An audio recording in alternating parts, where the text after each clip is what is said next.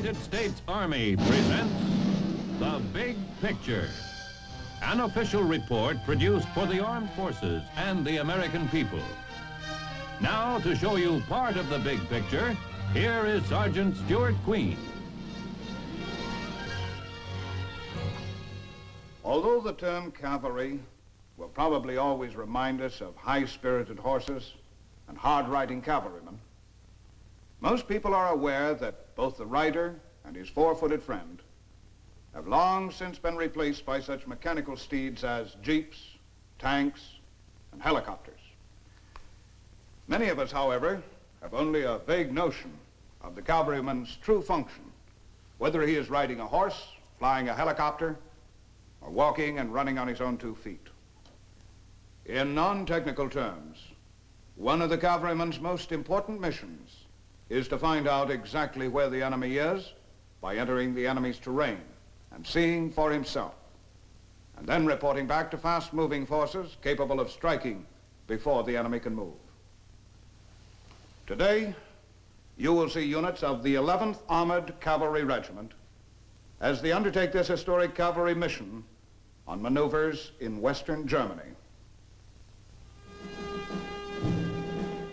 There has always been something romantically inspiring about mounted cavalrymen. Awesome in battle, they were the stars of every peacetime parade.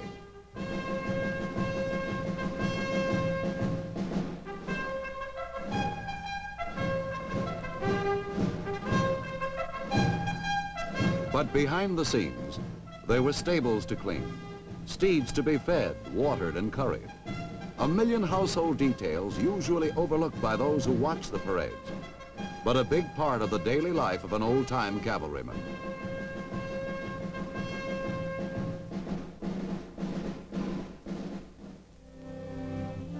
The horses are gone now, and the cavalryman rides an even more impressive vehicle, the armored tank. But some things have not changed.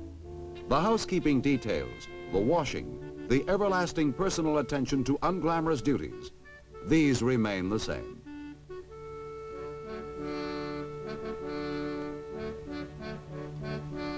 Another thing which remains unchanged is the cavalryman's need to be a first-rate geographer.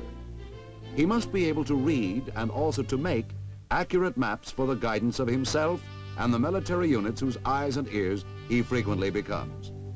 For an important part of a cavalryman's job has always been reconnaissance. Where is the enemy? What is he doing? How can we prevent it? Today that information is communicated by such modern devices as the two-way radio, half of which can be carried on a man's back, the other on a mobile jeep. Once semaphore flags performed the task of communication on the battlefield. Today they have been supplanted by electronic equipment such as this.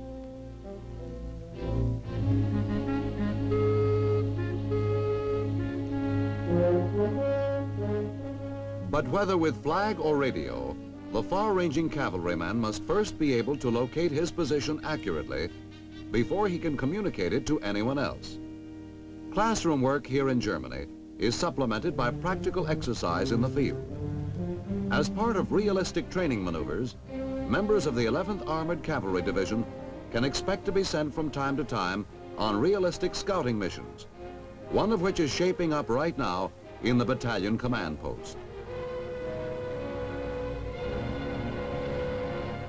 The 11th Armored is divided into opposing units, one of which is some miles away performing the role of an enemy aggressor. A 7-man friendly patrol is being sent into the aggressor's territory to report back his position.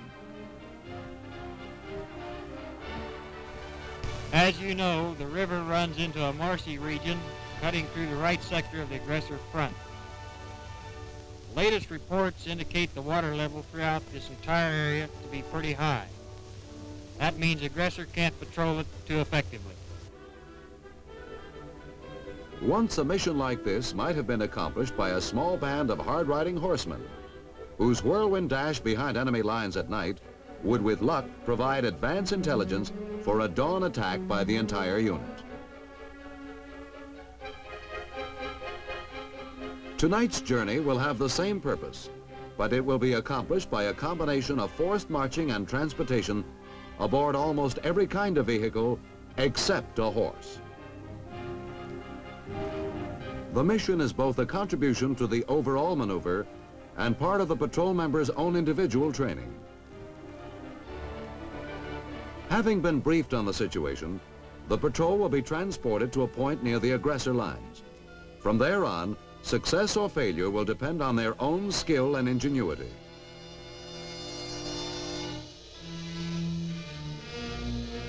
The chief problem is to avoid detection. For their mission to be a success, they must not only penetrate the aggressor's position and study the disposition of his forces, but they must also get back with the information. Detection will mean incarceration in an aggressor prisoner of war camp for the duration of the maneuvers. Under actual combat conditions, it would mean something even more serious. The first stage of the trip is to be conducted by the kind of vehicle which has become an integral part of modern cavalry operations, the military helicopter.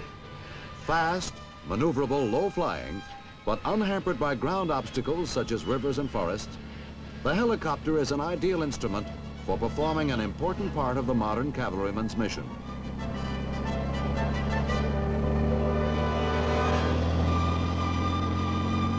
In the space of a few minutes, the helicopter carries the scouting patrol to the very edge of the aggressor's forward positions. Under favorable conditions, such a craft might easily carry a patrol well inside an enemy's position.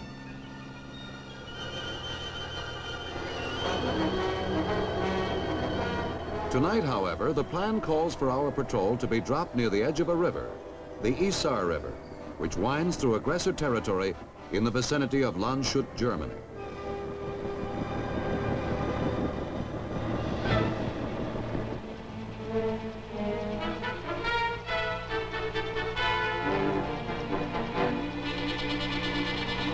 From here, they will proceed into the heart of the aggressor's key position by means of an inflatable rubber raft.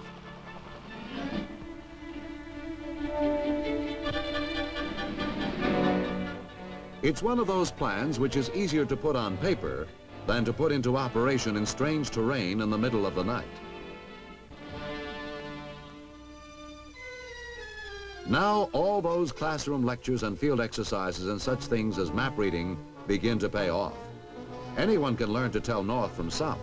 The question is, can you, in the darkness, find your way across overgrown swampy terrain which until now was known to you only as a few dots on a map?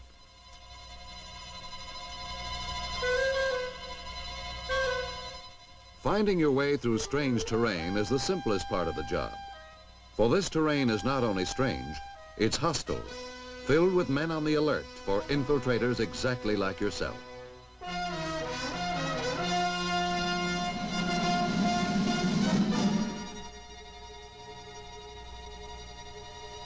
The raft was designed for just such heavy going as this.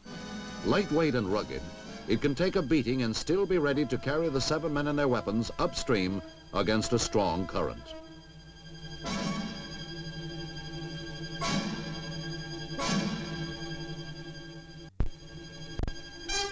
The copter could have put us down on the riverbank.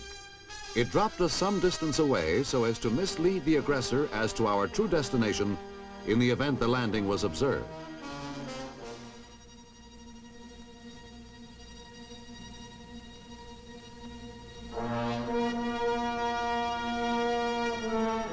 Any aggressors rushing to the landing site have by now encountered an empty field. Tracing the members of our patrol would be a job comparable to locating the needle in that celebrated haystack.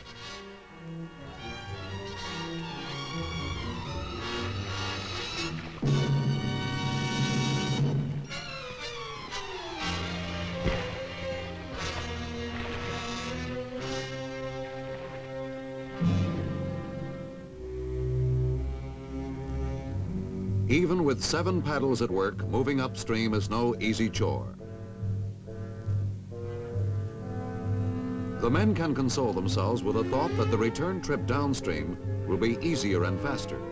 And on the way home, speed may be something they'll need.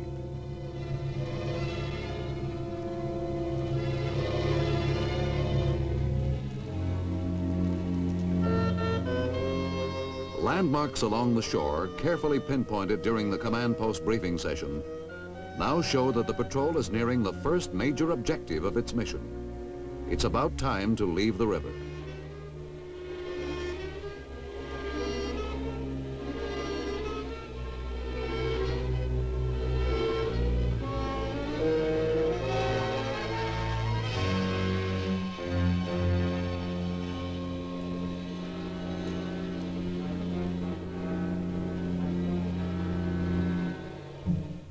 Everything seems quiet.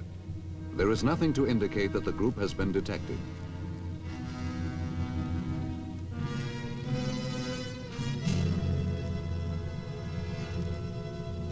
The easiest part of the trip is over. From here on, the situation becomes ticklish. Whatever it is that has caused our own higher command to become suddenly interested in this particular piece of aggressor territory, you can be sure it has also made the aggressor anxious to keep his secrets in and you out.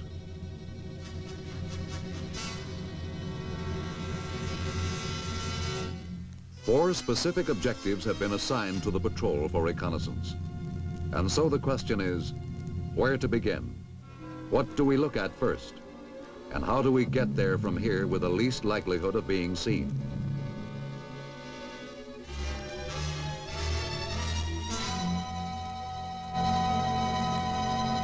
Objective number one, an aggressor-held power dam.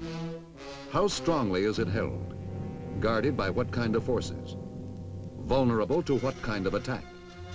Answers to such questions as these will play an important role in any future offensive. Time is precious. With their first objective surveyed and the results duly noted, the patrol moves rapidly to the next. Only a few hours remain before dawn. If they're not on their way home by then, they'll probably never get there.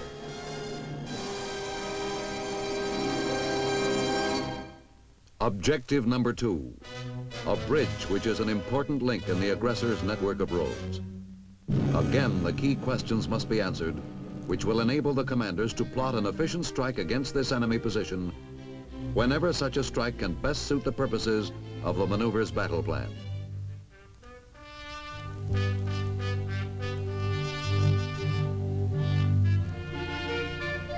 From such a vantage point, much can also be learned about the aggressor's own plans.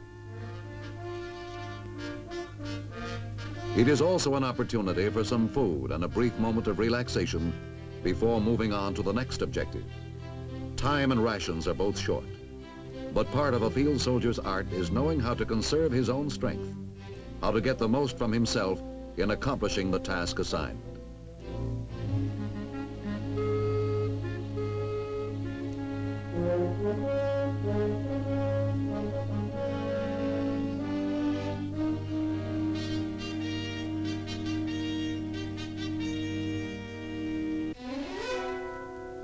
Aggressor forces in maneuvers such as these act as a fully equipped army within an army. They have their own weapons, their own plan of battle, even their own uniforms, and they play to win. Although one sometimes hears such exercises as these referred to as war games, it all has a serious purpose. It is one of the best known ways to give Army units field practice in the doctrine they have studied during training. For example, an astute military observer watching the movement of traffic over a central bridge or highway can tell much about the kind and number of armed units in the vicinity.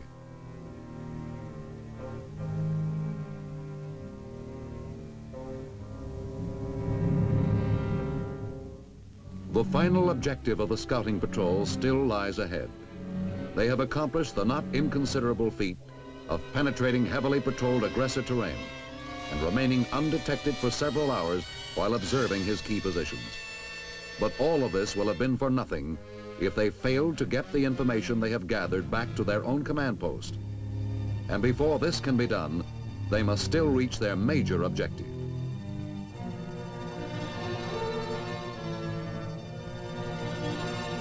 Detection at this stage will count heavily against the patrol. A single enemy unit might be overcome or outmaneuvered, but the incident would alert the entire aggressor force, and there is still the long trip to be made downriver through the heart of the aggressor position.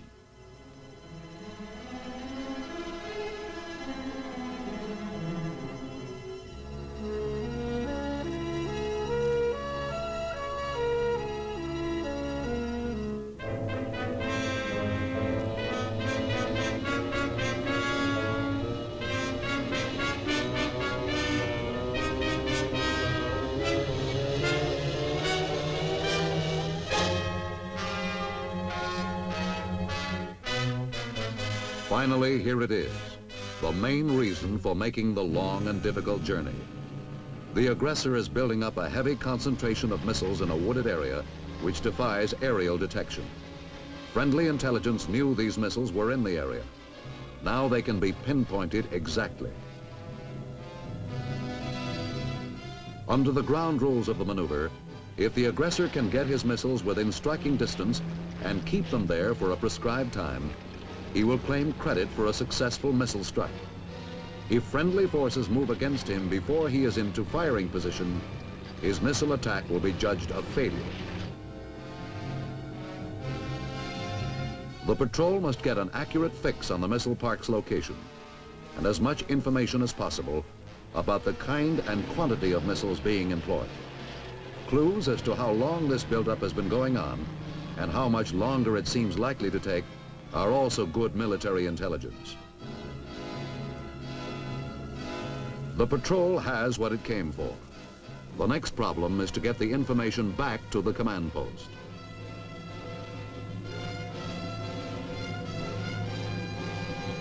Dawn is approaching. Detection by the enemy becomes more probable with every passing moment. Finally, it happens. The aggressor has no way of knowing how large a force he has to deal with. He can be counted upon to bring up every man and weapon possible in his effort to turn back what might be the spearhead of a major attack.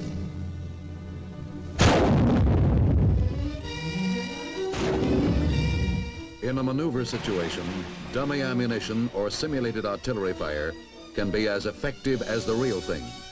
It may be more so. In combat, the enemy might miss. But in a maneuver, if he catches you where the probabilities are in his favor, he gets credit for having done the job.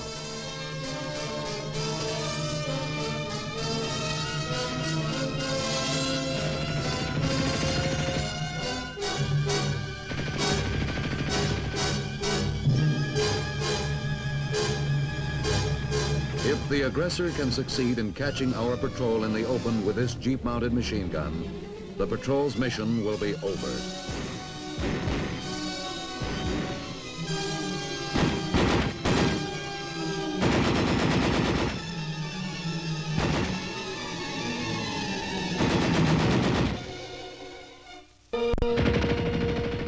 The patrol succeeds in reaching the river and the vicinity of the hidden raft.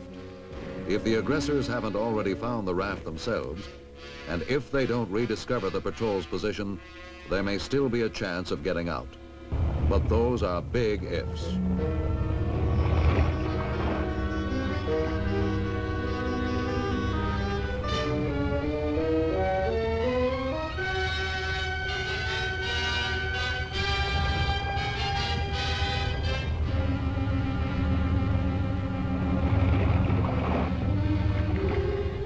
If they are fired upon, the men will split up.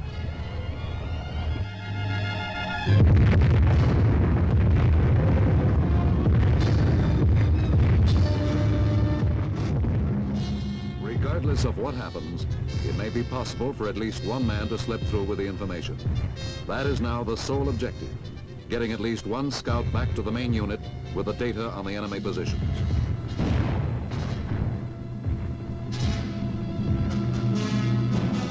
There is still one way out. It is no longer necessary to maintain radio silence as a means of avoiding detection. Get matchbox. Quick. Matchbox, this is Sparrow. Matchbox, this is Sparrow. How do you hear me? How do you hear me? Over? Sparrow, this is Matchbox. I hear you weak, but clear. Break. Send your message over.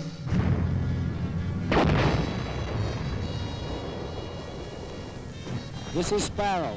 I hear you loud and clear. Great. Fire mission. Azimuth 340. Azimuth 340. At Tango Papa.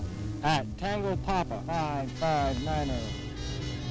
Now that our presence is no longer a secret from anybody, we are free to call back for supporting artillery fire, to give the aggressor something else to think about.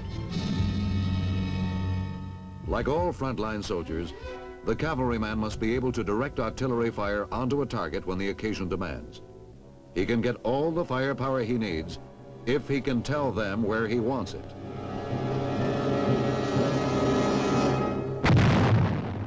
With supporting fire from friendly artillery, the situation changes, giving the patrol a few precious moments to recover the raft and make one final effort at escape.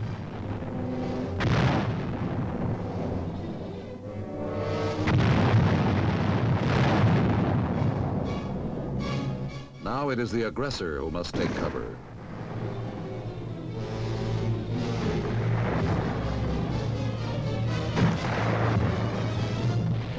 Out on the water, in the very center of the aggressor's position, the raft will be almost literally a sitting duck for aggressor marksmen along the shore.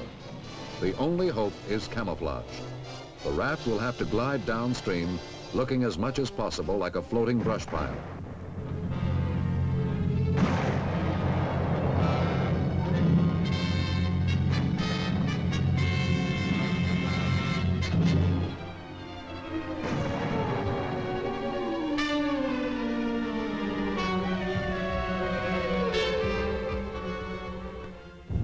Planning and coordination, as they have from the beginning, pay off in the present emergency. The 7 patrol members scattered, not in a panic, but according to a carefully prearranged plan. They are waiting now along the shore at various positions downstream from where the raft was hidden, waiting to be picked up by the patrol leader and his radio operator.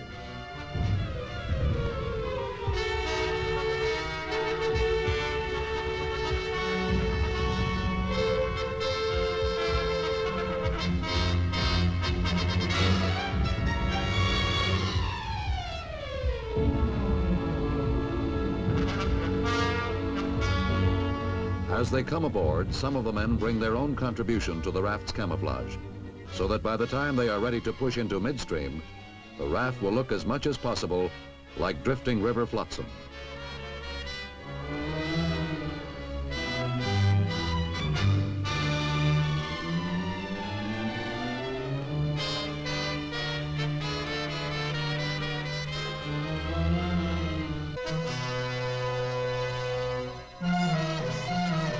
No complaints now about that long trip upstream at the beginning of the mission.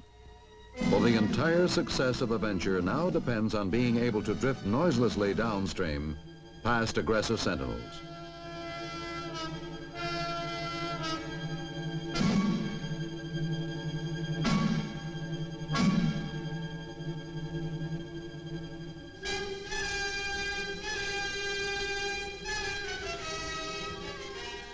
Once past the main aggressor positions, speed again becomes the order of the day. For there is a rendezvous to be kept with the armored vehicle assigned to carry the patrol on the last lap of its trip back to home base.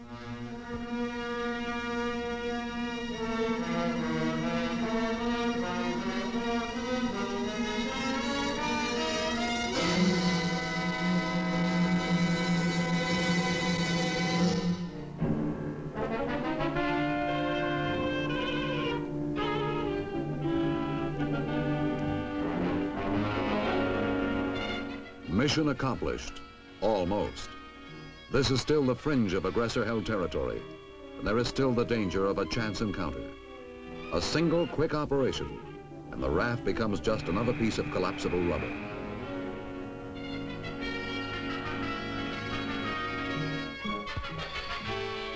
The vehicle which will take them back to the command tent is one more example of the great variety of equipment which has gradually replaced the horses and mules of the old-time cavalry. From helicopter to rubber raft to feet to armored personnel carrier, all in a night's work for a modern cavalryman.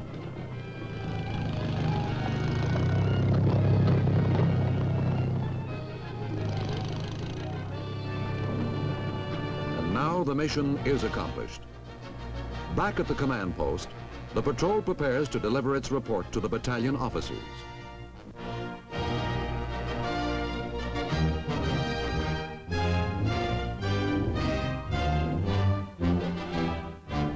In several hours of intensive hazardous effort, 7 well-trained, disciplined men have accomplished a mission which may largely determine the outcome of the entire maneuver. In wartime, such a mission could well result in the prevention of thousands of casualties. 30 years ago, such a scouting mission would have been accomplished by a lightning sortie of mounted men, sowing confusion among the enemy at the same time they were acquiring vital intelligence for their own commanders. Today, the techniques and the modes of travel are different, but the results are the same. With the information he has just received, the battalion commander can now move against the aggressor.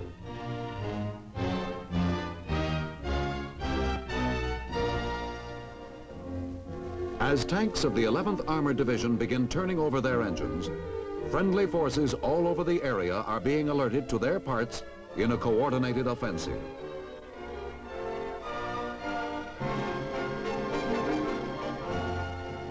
And now we see the cavalryman in still another role. From a scout on patrol seeking information about the enemy, he becomes the mailed fist of an assault force. Men such as these are specialists in many aspects of military science and tactics, able to seek out the enemy, evaluate his movements, and then act with power and speed to frustrate his best laid plans. The aggressor will shortly be under heavy armored attack, his missile emplacements destroyed before the first missile can be launched. All thanks to the efforts of 7 well-trained soldiers through a long and sleepless night. Such words as dismounted cavalry often sound to laymen like a contradiction in terms. After seeing today's adventure of a cavalry patrol on a night reconnaissance mission, it is possible to understand why a cavalryman is still a cavalryman, even when he is temporarily on foot or floating downstream on a raft. He is accomplishing a mission which is the same today as it was in the days of Jeb Stuart's horse cavalry. Now this is Sergeant Stuart Queen, your host for The Big Picture.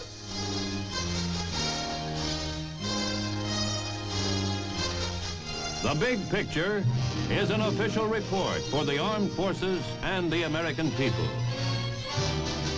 Produced by the Army Pictorial Center. Presented by the Department of the Army in cooperation with this station.